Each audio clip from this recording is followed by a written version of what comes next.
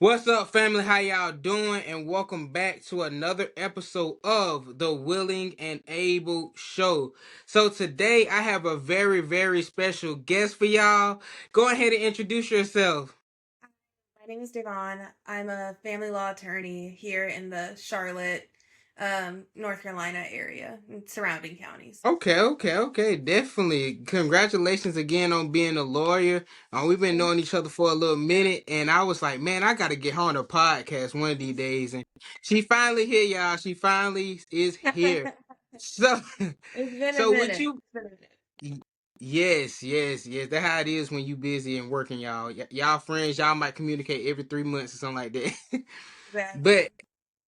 yes, so I know that you are a lawyer. So tell me, what moment did you realize I want to be a lawyer? I want to go to law school and achieve that goal of becoming a lawyer.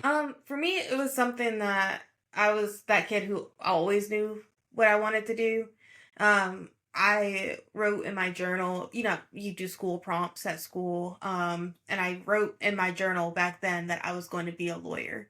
Um, I've never really strayed too far away from it. Of course, I've thought about other things, but never took any action on those things. I always came right back to wanting to be a lawyer.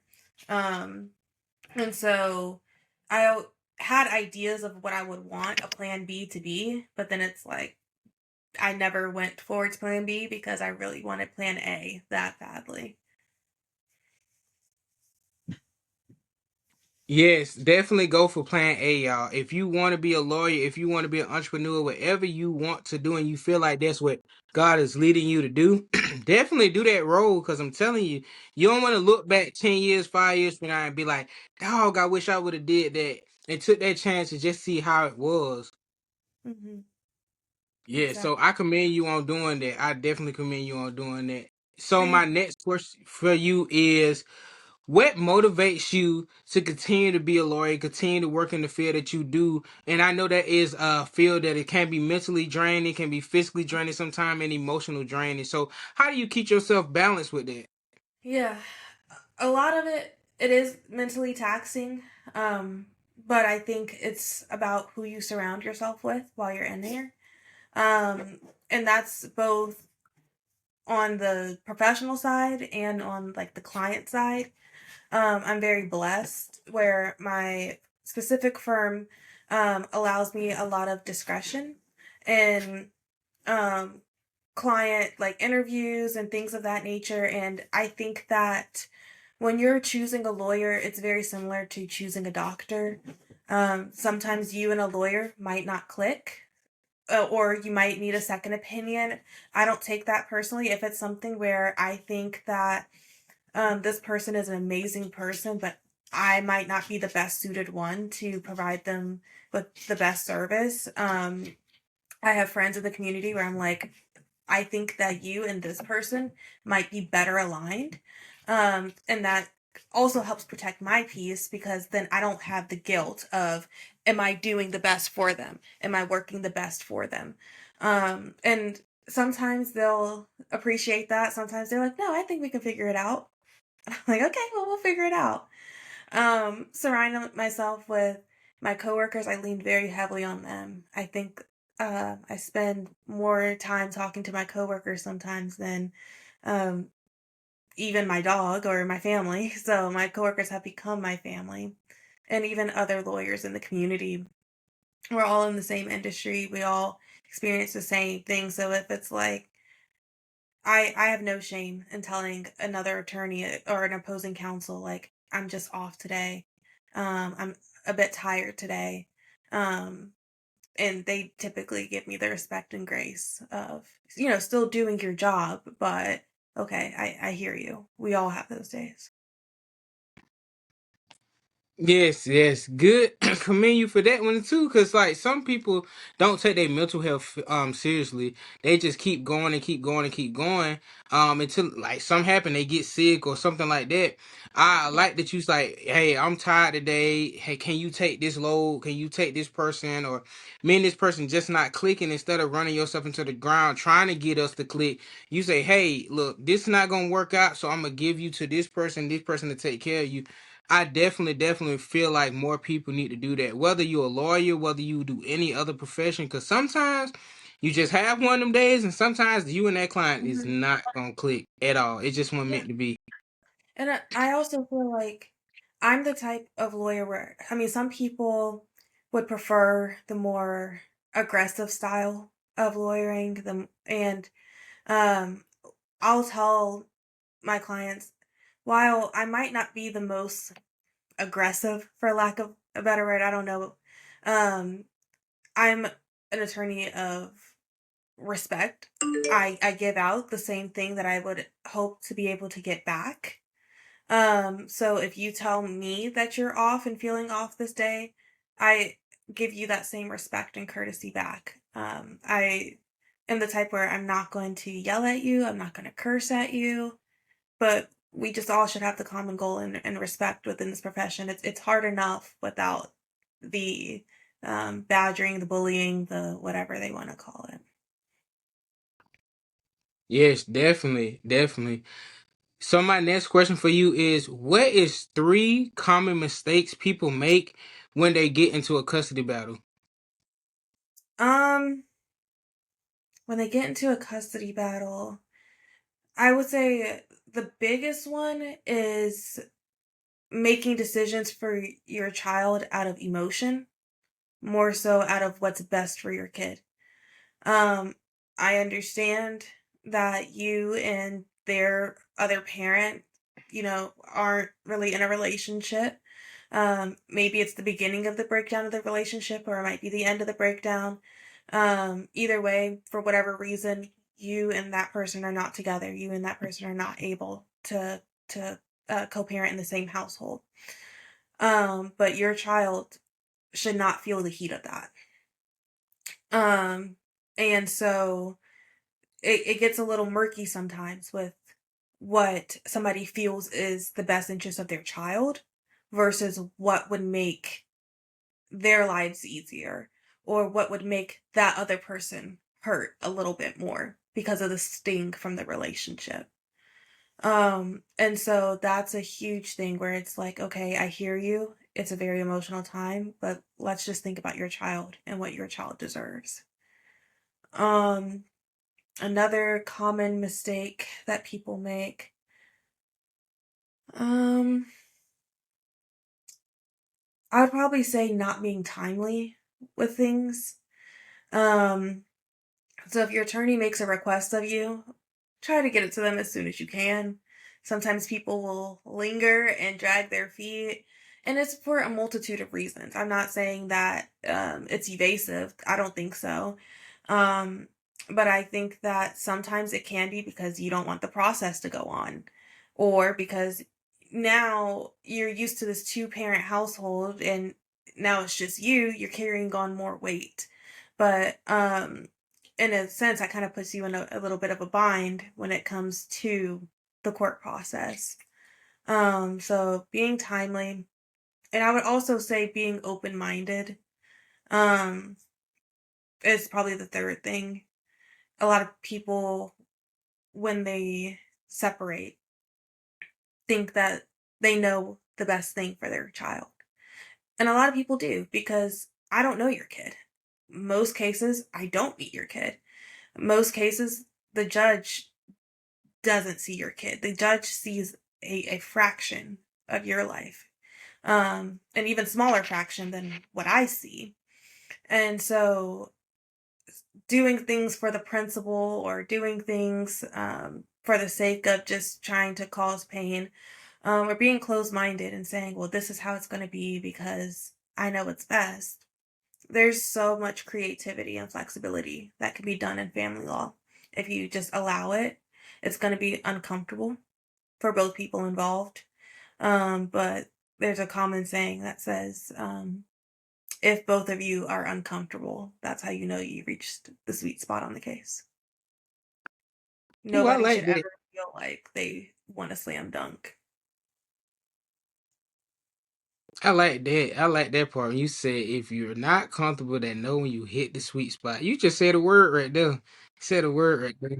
Both people should be uncomfortable by the end of this case. That's how you know you've hit a good spot in the case.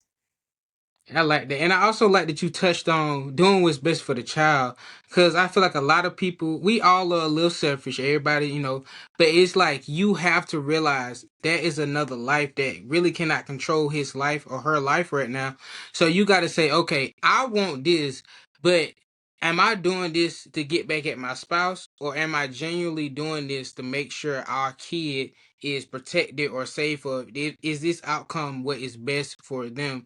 And that's the most important thing. And I wish a lot of more people could do that, because I'm in education, so I see a whole lot of things too. And I just be looking like, wow, like you can't get your project because X, Y, and Z, or you can't get this because of your dad house and all of this drama going on. And I'm like, wow, they really don't care about their child education.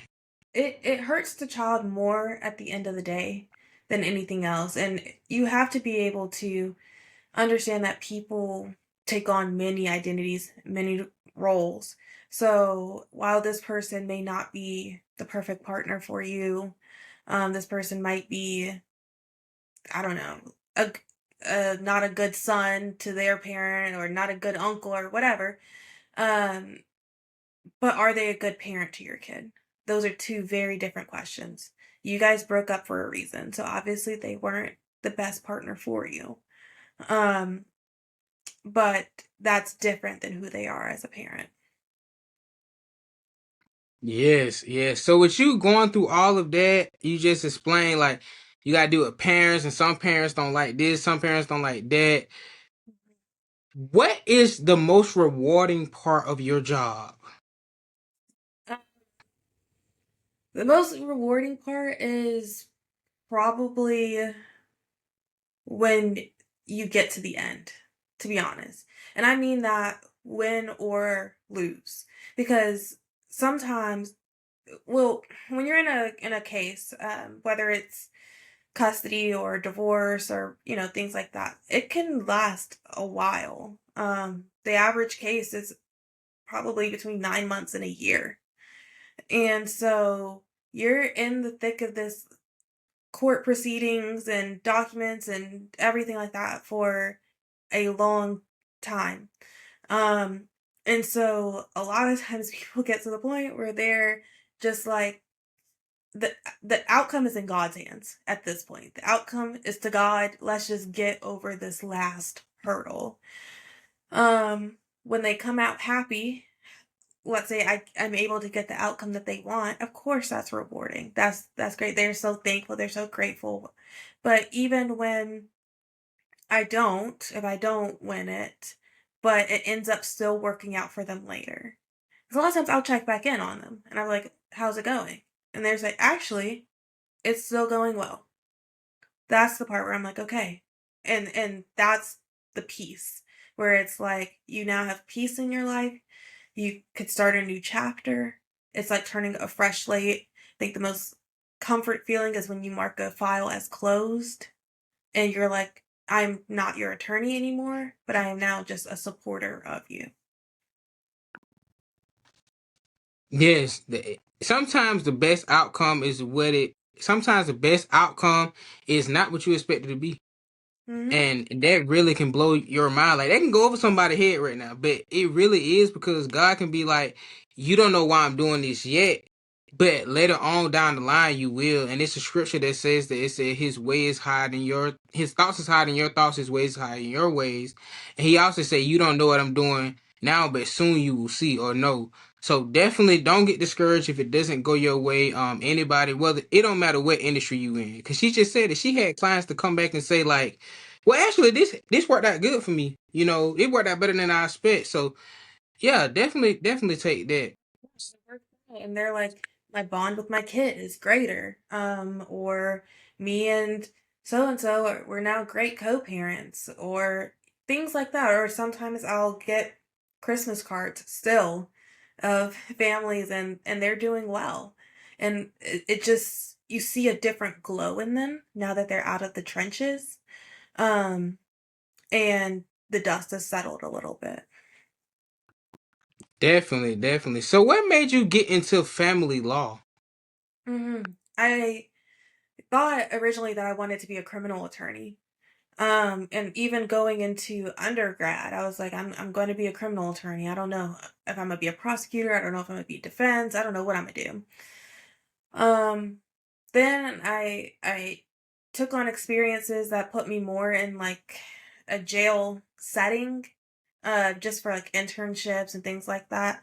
And I don't like that, and I think part of it is because I know I'm a snitch, and if you did something real bad, I'ma tell that you did it.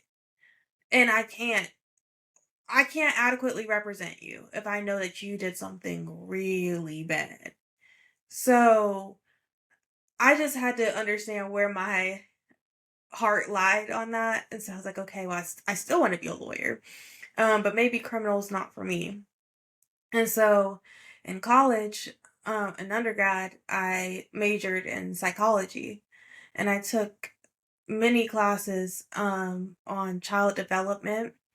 And then I also really dug into like racial studies and sociology, just how people interact with each other. I turned sociology into my minor, um, and just crafted that together to be able to expand on the child development aspect. So originally, I thought I was going to be more so representing children when I got out of law school. Um, all through law school, I interned for juvenile judges and nonprofits that was more on the juvenile child side. And so when I graduated, it was my first time working with parents and going from the parents side of things. But I can't see myself doing really any other thing. That's real. I'm glad you find your niche. I'm glad you find it because you said you was in psychology and that, helped put you into the direction of, hey, maybe I don't want to do criminal law. And you said you were going to snitch. And I don't blame you. But you Yeah. went from that to, wait a minute, I'm already doing what I want to do. So let me just make it into a law career. So definitely it was like a full circle moment with you on that one. Yeah. Like, how can I mix child development and law? And that's how I just ended up in the family law realm. And so, all during law school, that is what I focused on because I had that exposure in undergrad. So, I get into law school, and there's the Family Law Society, there's family law clinics, there's everything family law. And the more I did it, the more that I was like, I just love being here. When I took my family law class, oh, I didn't mind doing the reading. Give me the 60-page reading. It doesn't matter. So I love it. 60 pages. Woo, see, yeah. Yeah. So, how did being a family lawyer actually shape your perspective on how you want to do your own family in the future? hmm So I would say that it's really it's changed it a lot, to be honest. I think that my standards are now higher for who I would, well, not necessarily who I would want, but what I would expect of my child's father in the future. Um, I think that I'm a lot more open-minded to things. So have these like little mental thoughts of how would I handle this as a parent a lot of times when I'm representing clients. And the more I think about it, the more I'm like, I think that I would really push for my child to have the best relationship with their father, regardless of if we're together or not. Um, I mean, I would hope, of course, that we are, but if not, it's really shaped the things that what do I think matter to me as a parent, and what are some things that are non-negotiables for me as a parent, and what are some things that I'm like, okay, I can see this, or I've been exposed to a lot of different creative ideas in this realm of how judges have implemented things, creative ideas that clients have brought to me, creative ideas that we've been able to negotiate on and settle on. And so it gives me a lot of creativity and a lot of hope for if I ever ended up in a similar situation, that it wouldn't be the end of the world. Yes, definitely. And we gonna pray that you know you and your husband y'all be in it forever. You hear me? Just give me a wedding invite. Well, But exactly, exactly. And I think that because my parents divorced when I was an adult. mm, I oh, was an adult. I was an undergrad when my parents separated and divorced. And I think that that was a very smart and caring decision on my parents' part. And talking with them after, it was very strategic of them because I'm the middle of three siblings. And when they separated, my youngest brother, as the baby, was 17, about to be out of the house. So we didn't have that exposure as children. Their divorce was actually a shock to me. I was in college. I was like, well, I was just at home for the summer. Like, what happened? They did a really amazing job at shielding us from it. And so, of course, in the moment, it stung. But as I've gotten older and even gotten integrated into this field and see some of the things that children even are exposed to during these breakdowns, I just have so much gratitude to my parents for the way that they carried themselves, conducted themselves, and shielded my siblings and I from the mess and the chaos.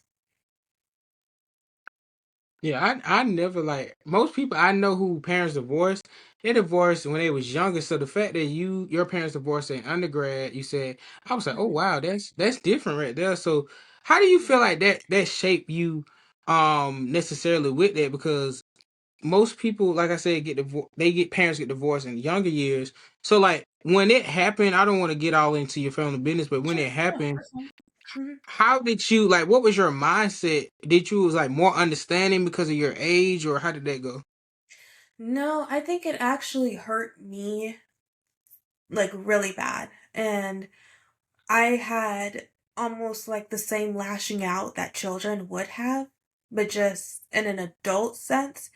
Not lashing out in the sense of like acting out of my behavior, causing, hoopla and doopla, but in the sense of um, I had arguments with both of my parents. I told them how I felt about it, that I wasn't happy, that I remember I I shouldn't have said it, but I did. I was like, I don't think you guys tried hard enough to fix this.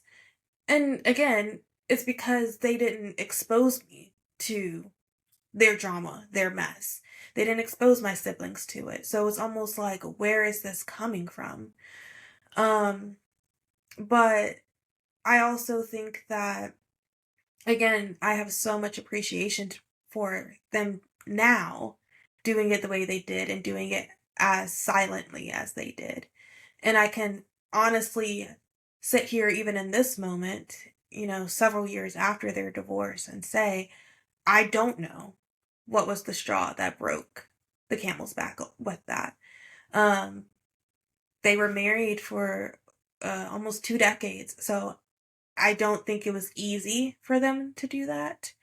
Um, and it takes a lot of sacrifice for your children to be able to lay in the bed with your spouse night after night, knowing that you're not happy, but you're trying to save face for your children.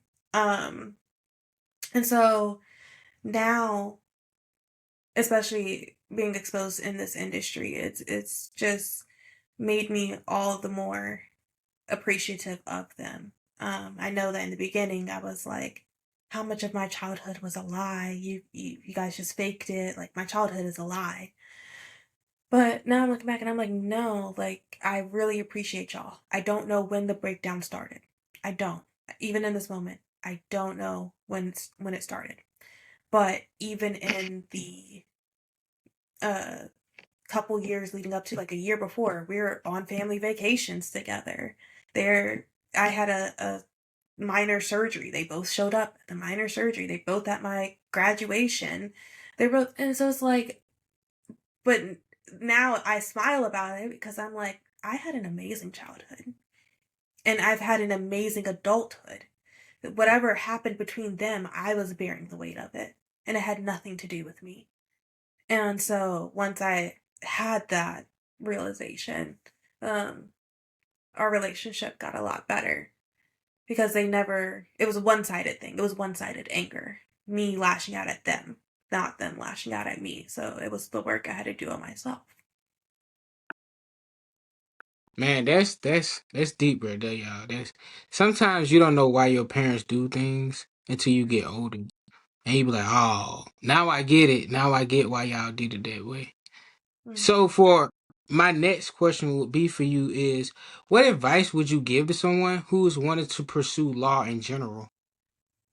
Um, I would say really sit down and make sure it's what you want to do. Make sure that you have the commitment to it. Because law, I mean, yes, it's a job, but there's a lot of different facets to it. So there's, of course, the financial component of it, of the student loan debt that I had gone into to be in this seat. Um, and then there's also the commitments that you make even outside of the office setting. A lot of the legal industry is about networking and making those connections and building rapport. Um, Sometimes that involves you going to events in your community or going out with this attorney for dinner, things when all you want to do is just put your feet up and kick back. And then um, it takes a lot of learning. Law is, again, kind of like a medical profession where it's always evolving. Laws are always changing, and you're practicing. You're not going to win everything, so there's a lot of defeat that you come across, and you're not sure why things work out the way that they do, especially in family law. So I would say that make sure it's what you want to do. Make sure that you at least have a good grasp on your confidence. Make sure you have a good grasp on your self worth. Be able to distinguish the two. So, who I am as a lawyer is different than who I am as a person. And I'm very acknowledgeable of that. Um, Make sure that it's just basically your field of law can always change. So if I didn't want to be a family law attorney anymore, I could change. I could do real estate law. I can do criminal law. I can do whatever. Um, but that time piece of it is always going to be there. And so just make sure that it's something that you truly, truly want to do. And if it is, then go for it all the way. You're going to win some, you're going to lose some. You're going to win some against people who have been practicing for 20 plus years. You're going to lose some against those same people. So, and then I would also say, don't be too hard on yourself to get to this seat. Um, there's a lot of tests that come into it. So you have to take like your LSAT to even get into law school. Then you have to take the bar exam to after that, after you're done with law school. Don't put too much pressure on all of that. Because once you're in, nobody ever talks about it anymore. It's almost like, when you take your SATs, and once you get into college, nobody talks about it anymore. Like, I don't even know what I got on my SAT. Same thing. Once you get into law school, nobody asks you what you got on your LSAT. Once you pass the bar, nobody asks you what your bar score was. So just do the best that you can and you'll make it. Well, my last question for you today is what legacy do you want to leave behind when it's all said and done? Mm. Um, I actually think about this a lot. And I don't really see it as like a materialistic. thing at all. I think of a legacy more as, my personality, my kindness, things of that nature. And so I hope that the more I'm in the profession, the more I come across other attorneys and clients and things of that nature, that I can practice and exemplify more. I don't want to call it gentle lawyering, that's not it, but almost just like respectful lawyering. And I hope that that's what I'm always known for, is I don't need to disrespect you um to prove a point or to win a case. um I always tell people when they're like, this attorney said this to me, this attorney told me I'm never gonna win this, that I'm not gonna, the judge is not gonna do. I said, okay, then let the judge decide it. Why are you still negotiating with them? They might be right, they might not be, but they're insecure. Because if you truly knew your facts the way that you're portraying, you wouldn't need to do all the rah rah. If you had such good facts and you had such a slam dunk case, you wouldn't be in my face right now. So, all that to say, I think that just practicing with grace, practicing with humility, um, and just understanding that these people are already going through enough in their personal lives. Um, these people being both the lawyers, because they take on roles outside of being lawyers, as well as the clients going through whatever issues we're working with them through. And so I hope that each family, as I close their case, understands that I genuinely do care, that we've done all we could do, and that, uh, I don't know, that there's just ways to practice that don't involve hate and disrespect. Yes, I definitely like that you said that. Like, a lot of people got to show more grace and compassion for people, because you never know. Like, they could be having a terrible day, and it's not really them. It's just they have so much anger built up in them. You were just the first person they seen and let it out on. So you definitely, especially the field that you're in, the field that I'm in, we got to show grace every second, because man, it gets crazy out there. When you're people facing, that's what it is. I mean, because life is life at the end of the day. Life is never going to be it for everybody, and you just never know what somebody is going through. Yes, but thank you, Miss Devon, for coming on to the Willing and Able show. Definitely got to get you back on here again. But to my YouTube family, y'all already know what time it is. Y'all have a blessed, a positive, and a productive day. And remember, God loves you. Peace. Now, I ask that